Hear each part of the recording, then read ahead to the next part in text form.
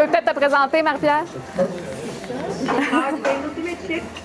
Marie-Pierre Delgado, Pessamit Nogin, puis احنا استبقنا لنا ويزود سمك ماتشي تيغاتني اوبن puis c'est ça ne baio pas d'agir au dakri mais finalement moi c'était بدك مباسمة fait que j'ai ouais c'est ça. Donc, tu viens de raconter ton aventure, j'imagine? Moi, je n'ai pas tout compris. C'est bon. Donc, je vais glisser Marie-Pierre sur l'écran, là, avec petite, mais elle va partager un peu avec moi. Ça ne sera pas bien long. On la met comme ça. Elle est là. Voilà.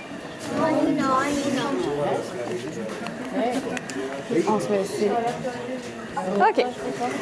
Je peux peut-être le tourner un peu comme ça. Ça vous aiderait dessus? OK, c'est bon?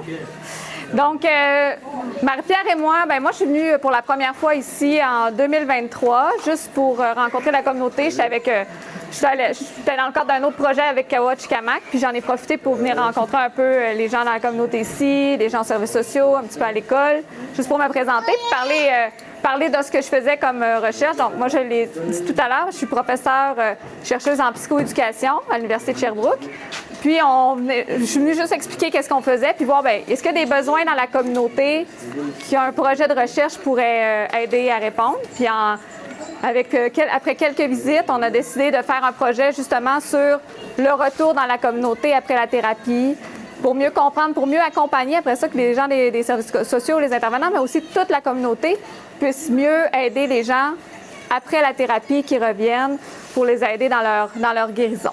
Donc, c'est moi, Marie-Pierre, puis toute l'équipe des services sociaux là, qui a participé, qui a développé ce projet-là. J'ai aussi quelques autres collègues qui nous aident, qui nous conseillent. Là. Leurs noms sont sur une autre affiche là, dans l'expo. Donc, ce projet-là, on l'a développé avec l'approche du double regard qu'on appelle. Bruno, je pense que tu aimes ça. Y es-tu là, Bruno? Je ne le vois plus. Mais donc, l'approche du double regard, c'est d'essayer d'allier la vision non autochtone, la vision occidentale, comme à l'université. Moi, c'est la vision que j'ai. Je ne suis pas autochtone, donc j'ai ma façon de voir à moi. Mais avec la façon de voir des communautés, la façon de voir autochtone aussi, donc la façon de voir Innu, puis de pouvoir combiner ça pour finalement que ça tirer le meilleur des deux mondes. Donc, c'est pour ça que moi, j'ai mis cette image-là. J'avais pris ça sur la route en allant en voyage à un moment donné. Je trouvais que quand on regarde d'un côté, c'est beau, on voit les arbres, on voit le ciel, on voit le reflet dans les feuilles. Puis quand on regarde de l'autre côté, c'est le même paysage, mais on le voit dans un autre angle, puis c'est beau, puis c'est tout ensemble qui fait que c'est encore plus beau. Si on avait juste un côté ou l'autre, ça serait pas pareil. Donc, c'est pour ça que je illustrais ça. Je sais pas si Marie-Pierre, tu veux rajouter quelque chose sur cette approche-là? Ou c'est... Non, je pense que c'est bien. C'est bon. Donc, comme je disais, on a commencé la première fois que je suis venue en mai 2023, puis là, tranquillement, pas vite, c'est vraiment l'automne 2024, là, on a décidé vraiment de commencer le projet. On a eu l'approbation du conseil pour faire le projet, puis on a fait les premières rencontres avec les gens qui ont vécu une thérapie plus tard, en mars 2025. Puis, dans le fond, tout ça, ça venait de grands objectifs qui étaient... Finalement, on voulait aider l'équipe des services sociaux. Les services sociaux voulaient mieux comprendre comment ils pouvaient mieux aider les gens qui reviennent de thérapie. Donc, nous, ce qu'on voulait comprendre, c'était les besoins des gens qui reviennent de thérapie, mais aussi de leurs proches, parce que c'est pas juste la personne qui va en thérapie ou la personne qui a des problèmes avec la consommation. Il y a d'autres personnes qui sont touchées par sa situation. Donc, on voulait aussi voir qu'est-ce qu'ils ont besoin ses proches. Donc, on essaie de définir finalement, c'était quoi, je pense on s'est posé trois questions. On a posé 3 questions aux personnes qui ont participé à la recherche. Donc, la première question, puis c'est ce que vous voyez les réponses finalement dans l'exposition. La première question, c'était quoi pour moi aller mieux après la thérapie? La deuxième, à mon retour de thérapie, qu'est-ce qui m'a aidé à bien aller? Puis la troisième, à mon retour de thérapie, qu'est-ce qui a été difficile pour moi? Comment on le fait? Comment on a fait ce projet-là? On a fait ce qu'on appelle en recherche une collecte de données, c'est-à-dire qu'on a rencontré les gens, puis on a fait une activité qu'on appelle photo-voix. On a rencontré les gens dans la yourte, en petits groupes. Ils venaient dans la yourte, on expliquait le projet, puis on posait les questions. Et les gens partaient prendre des photos ou sortaient des photos, prenaient des photos dans leur téléphone qu'ils avaient déjà. Mais donc, les gens sont allés prendre des photos dans la communauté pour répondre aux 3 questions. Puis ensuite, on revenait dans la yourte et on faisait un partage autour des photos de leurs réponses à leurs questions. Donc, c'est ce qui a été fait là, principalement. Puis ensuite, on a eu l'occasion de revoir les gens quelques mois plus tard pour leur partager les résultats, pour mieux comprendre encore, voir est-ce que ça a du sens, les termes. Vous avez vu, il y a des grands mots qui sont écrits sur certaines photos. Bien, ça, c'est à partir des rencontres qu'on a eues pour bien comprendre quel mot on peut donner au vécu des gens. Puis là, bien, on est rendu au partage des résultats dans la communauté. On se rassemble aujourd'hui pour vous partager tout ça. Donc, qui est-ce qu'on a rencontré? Bien, on a eu 4 groupes. Donc, 2 groupes de personnes qui ont déjà vécu, qui ont déjà eu des problèmes avec la consommation, qui ont déjà fait une thérapie. Puis, certains, ça faisait plus longtemps, d'autres, c'était plus récent, donc c'était plus frais. Donc, 12 personnes au total. On a rencontré 6 jeunes qui étaient des proches d'une personne qui a déjà été en thérapie. Ça, vous avez vu l'affiche là-bas, c'est plus ce que les jeunes nous ont dit qui les aidait. Puis, on a rencontré aussi 5 personnes intervenantes des services sociaux, du centre de santé, qui ont fait un peu le même exercice, mais eux plus, qu'est-ce qu'ils voient dans leur intervention? Comment est-ce qu'ils savent que quelqu'un va mieux ou qu'est-ce qu'ils trouvent qui marche bien ou qui est plus difficile là, pour les gens, puis eux comme intervenants aussi.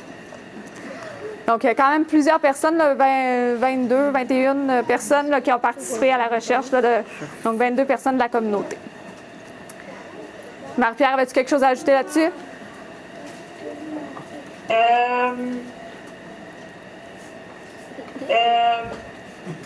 voulais juste dire que c'était très le fun parce que le monde pouvait parler dans mon set de partage là-dedans, il pouvait parler en nous. Oui.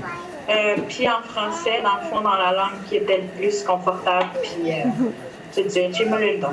Oui, c'est ça. Marie-Pierre était avec moi dans toutes ces rencontres-là. Donc, les gens étaient vraiment libres de parler la langue qu'ils voulaient. Puis ensuite, elle a tout retranscrit. Donc, puis elle me traduit là, à l'écrit là, les traductions. Donc, on la remercie pour ça. Donc, c'est ça. On a fait les groupes en mars 2025. Il y en a eu à l'été l'année passée aussi. Puis là, on est de retour là, pour finir tout ça. Ça, c'est juste une petite... C'est ça, on a pris tout ce que les gens ont dit ensemble, puis là, on les mélangeait, puis ça nous a donné les mots-clés. Mais bon, ça, c'est plus technique. Quelque chose qui était vraiment intéressant, puis qui n'est pas illustré ici, mais dans le fond, pour mieux comprendre, c'est qui les gens qui ont été en thérapie, qu'est-ce qu'ils ont vécu, puis qu'est-ce qui les a amenés à aller mieux aussi. Bien, on a résumé un petit peu leur parcours, puis ça, j'avais envie de vous le partager aujourd'hui. Ça nous aide à mieux comprendre aussi, bien, je pense que si vous êtes ici parce que vous êtes sensible à la réalité de ce que ces personnes-là vivent, mais c'est intéressant de comprendre un petit peu plus qu'est-ce que les personnes qui ont des problèmes de consommation peuvent vivre. Donc, le chemin vers la thérapie puis le mieux-être, bien, de quoi est-ce que les personnes nous ont parlé? Elles nous ont parlé de leur parcours d'abord, pour commencer. Ce qu'il y avait de commun, ces personnes-là, c'est qu'ils ont vécu un chemin qui est difficile quand même. Puis, il y a plusieurs qui ont évoqué qu'à la racine de leur consommation, la consommation, ça n'arrive pas comme ça, mais à la racine des difficultés qu'ils ont vécues avec la consommation, bien, il y en a plusieurs qui ont vécu des traumas, une crise identitaire aussi, de la solitude ou des rêves qui n'ont pas pu se réaliser. Puis ça a été, c'est ce qui déclenchait finalement le besoin, la chute dans la toxicomanie ou la consommation qui est problématique. Donc, les personnes nous ont parlé que la drogue ou l'alcool, bien, elles en avaient besoin à ce moment-là pour survivre, pour oublier les difficultés. C'est pas un choix nécessairement, c'est une façon d'essayer d'aller mieux. Mais après ça, ça devient une façon qui fait qu'on va encore moins bien. Mais au départ, bien, c'est parce que ça nous fait du bien, ça guérit quelque chose, mais ça devient trop problématique, donc ça ajoute des difficultés. Donc, les personnes ont voulu arrêter de consommer parce que, pour différentes raisons, certaines c'était pour leurs enfants, certaines c'était suite au décès d'un proche, d'une prise de conscience de pourquoi est-ce que je consomme, donc de comprendre d'où ça vient pour moi, puis de vouloir arrêter de vivre ça comme ça. pour arrêter de se sentir honteux, de vivre de la honte par rapport à la consommation. Puis pour pouvoir être bien soi-même, puis aider les autres en retour. Donc, pouvoir être assez bien pour pouvoir aider les autres. Donc, pour aller mieux, la plupart des personnes ont suivi plusieurs thérapies. Tu sais, ça fait partie du chemin aussi, souvent pour les gens. La plupart ont vécu plusieurs thérapies, la plupart à l'extérieur de la communauté. Certaines ont arrêté de consommer par elles-mêmes ou essayé. La plupart ont vécu des rechutes à différents moments. Puis c'est après une de ces thérapies-là ou à la suite d'un événement marquant qu'elles ont réussi à maintenir la sobriété. Mais ça reste que c'est pas toujours facile, puis qu'elles rencontrent encore des embûches des fois à leur mieux-être. Puis c'est ça qu'on a voulu évoquer dans l'exposition. Donc, on va se permettre de faire un petit résumé rapide quand même. Donc, qu'est-ce qu'on voit dans les photos ici? Je ne sais pas, Marie-Pierre, tu veux-tu y aller un peu? Qu'est-ce qui t'a marqué le plus pour chaque question? OK.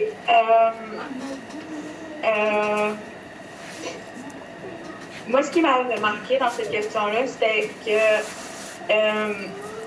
je me rappelle les intervenants quand ils et buat idlotko Emily Lyodo. Et on est seulement Emily Lyodo bunda moya. Fait que là, il y avait tout dans le lien avec l'envol. Genre, il y amenait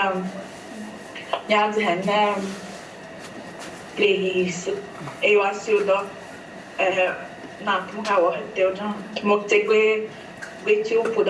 leur propre aide. Je trouvais ça la comparaison. Ouais. Merci, Marie-Pierre. Je ne vais pas répéter ce que tu as dit, là, fait que tu me diras si je te répète.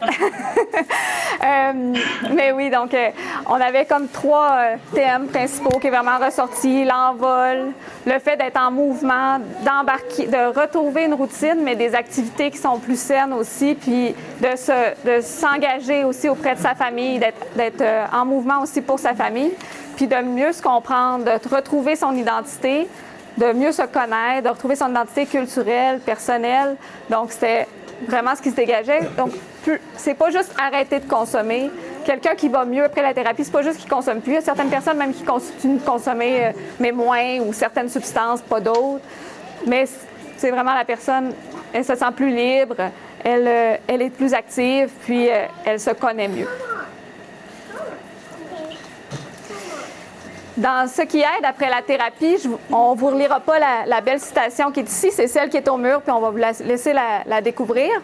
Mais qu'est-ce qui était vraiment au cœur de qu'est-ce qui nous aide? Bien, c'était vraiment les connexions. Donc, toutes les différentes choses qui sont aidantes, on se rendait compte que c'est une connexion qui nous amène à être plus connectés à soi, qui nous amène à être plus connectés spirituellement aussi.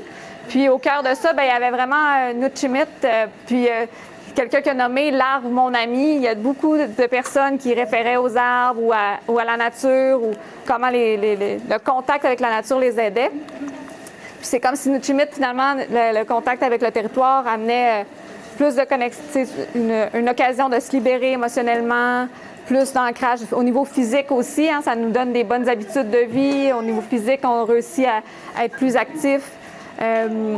Au niveau plus émotionnel, ben on peut être plus ça peut être l'occasion d'être en contact avec sa famille.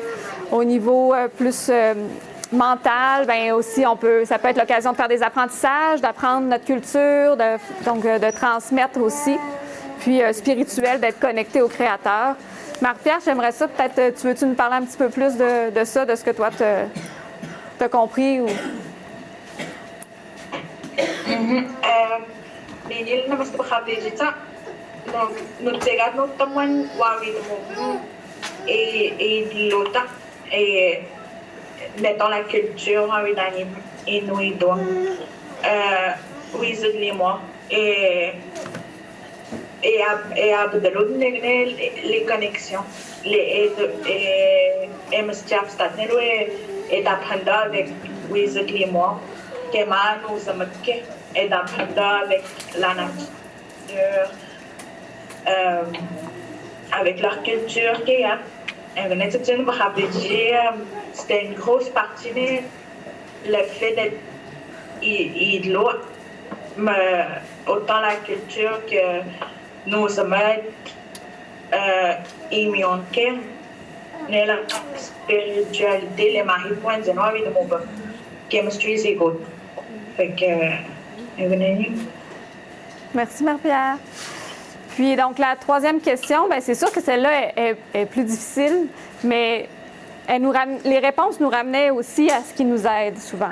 Mais c'est sûr que dans ce qui est encore difficile, bien, c'est partout. Quand on revient de la thérapie, bien, il peut y avoir des tentations, il peut y avoir des choses qui nous rappellent notre consommation d'avant. Puis, c'est sûr que c'est difficile d'être bien préparé. Puis, il y a quelqu'un qui a nommé la thérapie, elle commence finalement quand tu reviens dans la communauté. C'est là que tu étais bien, tu étais protégé dans ta thérapie, dans ton ressourcement, mais tu reviens, puis des fois, c'est là que tu dois vraiment travailler très fort. Des fois, on peut avoir un sentiment d'impuissance aussi par rapport à ce que nos proches vivent. Nous, on essaie d'aller mieux, mais il y a d'autres de nos proches qui vont pas très bien, donc on veut réussir à les accompagner. Il y a beaucoup de solitude qui est vécue aussi, puis il y a un besoin de poursuivre la guérison, parce que les racines de la consommation bien, peuvent être encore là. Les traumas que j'ai vécus, les deuils que j'ai vécus, puis peut-être d'autres choses qui peuvent m'arriver, bien, ça peut encore survenir puis nous tendre vers la rechute, mais c'est ce besoin-là de guérison. Puis il y a quelqu'un justement qui évoquait bien, comment la marche, tout ça, bien, l'a aidé à passer par-dessus ces difficultés-là. Marie-Pierre, est-ce que tu vas ajouter quelque chose là-dessus? Je pense que tu as tout dit pour cette side-là. Super. Voilà, fait que c'est ce qu'on avait à vous présenter aujourd'hui. C'était notre résumé. Puis peut-être aussi, à l'entrée, on a mis des petits, comme un petit pamphlet. C'est pour se souvenir, moi, comme personne dans la communauté, comment est-ce que je peux aider les gens de ma communauté qui vont en thérapie, qui ont un problème de consommation, qui vont en thérapie, ou même les proches de ces personnes-là. Qu'est-ce que je peux faire, moi, pour les soutenir? Parce que finalement, on devient peu tous responsables. Bien, en tout cas, on peut se donner un rôle, si on a le goût, d'essayer d'aider les gens. On peut observer. Est-ce que la personne, elle s'isole plus, elle est plus dans la solitude, ou est-ce qu'elle est active, engagée dans le mouvement, là, comme les belles balles de baseball qui sont sur l'image. Je peux l'écouter aussi. Les gens ont beaucoup parlé de leur besoin d'être écoutés. Je peux l'écouter, puis en essayant d'être sans jugement, parce que c'est ce qui peut être difficile pour les gens de se sentir jugés quand ils nous racontent leurs expériences, puis qui les amènent des fois à s'isoler. Je peux aller les chercher pour faire une activité aussi, parce que des fois, elles vont être toutes seules, elles ne sauront pas. Les jeunes en particulier, bien, peut-être ça leur fait du bien d'aller en territoire, mais ils n'ont pas nécessairement un livre pour y aller, donc on peut essayer d'aller encourager les gens à venir faire des activités avec nous. Donc, il y a des petites pistes comme ça qui sont issues des résultats de la recherche de ce que les gens ont nommé comme besoin. Voilà. Fait que je ne sais pas si... Peut-être tantôt, on va prendre un moment pour... s'il y en a qui ont des réactions, qui veulent nous partager leurs réactions par rapport à l'expo. Mais est-ce qu'il y a quelque chose à ajouter, la gang qui ont aidé à ce beau projet-là? C'est bon? Oui?